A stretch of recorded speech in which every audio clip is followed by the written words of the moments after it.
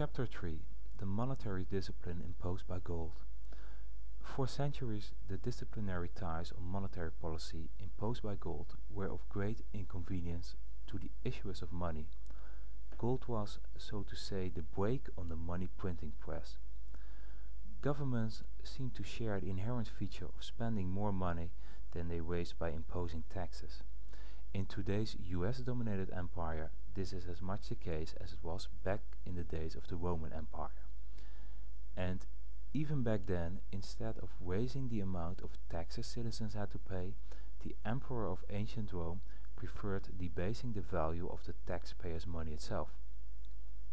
This process of debasement of the currency is called inflation and is in essence a hidden tax.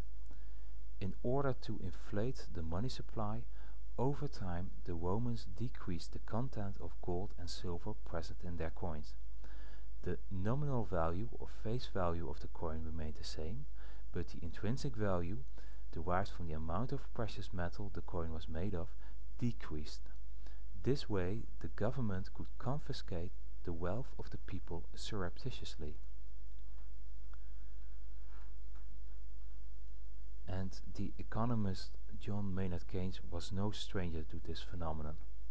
I quote, "By a continuing process of inflation, bankers can confiscate secretly and unobserved an important part of the wealth of their fellow citizens. There is no subtler, no surer means of overturning the existing basis of society than to debauch the currency." The debasement of currency through inflation is still happening today. However, the rate with which governments in coercion with central banks nowadays can inflate the money supply is far higher than it ever was. The major reason this is because of the world abandoning the gold standard during the 1970s. Back in the days the gold standard was in place, people and governments around the world could demand from their banks and central banks a certain amount of gold in exchange for their currency. So when the nation's government and central bank engaged in too much money printing, fear of inflation rose and people could convert their currency for a fixed amount of physical gold.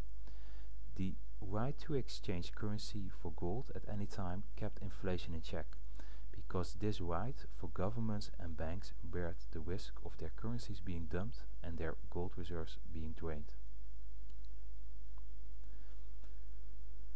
And this is a quote from Alan Greenspan from his paper Gold and Economic Freedom from 1966. In the absence of the gold standard, there is no way to protect savings from confiscation through inflation.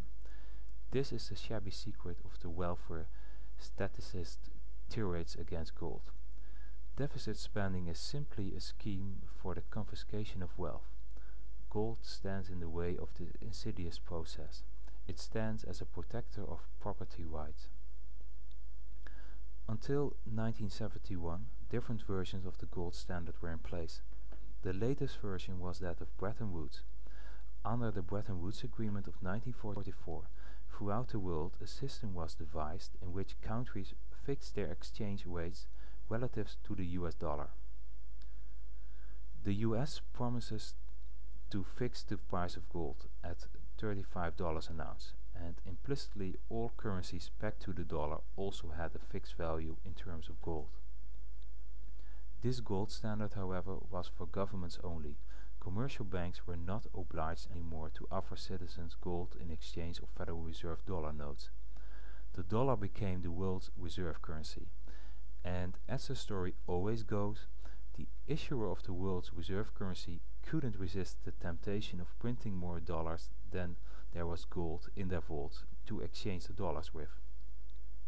And as a result of the US money printing practices, the price of gold trading on the market rose above $35 an ounce, and this was a big problem for the issuers of paper money. In order to maintain the gold price at the fixed price of $35 an ounce, Western central banks, headed by the Federal Reserve, set up the London Gold Pool in 1961. The member banks provided a quota of gold into the London Gold Pool, which served as a buffer for stabilizing the price of gold on the market. When the price of gold on the market rose beyond $35 an ounce, gold from the London Gold Pool was sold to the market. And when the price of gold decreased from the $35 an ounce level, the central banks could expand their gold pool by buying from the market. Through the coordinated selling of gold through the London Gold Pool, central banks try to maintain the fixed price of gold. By acting in secret, the governments hoped to keep potential buyers of gold who were speculating on the rise of the price away. This was the first time in recent history the gold market was being rigged. The manipulation of the gold market wouldn't last long though. Due to sharp monetary inflation, the London Gold Pool was overwhelmed by demand. In 1968, the French didn't want to play along any longer, so they left the cartel and drained the London Gold Pool. On Sunday, March 17, 1968, the London Gold Pool collapsed and the global gold markets were closed for several weeks. And 3 years later, in 1971, the United States repudiated the remaining convertibility of the dollar into gold. At that moment, currencies began to float freely against each other and against gold, or so the world was told.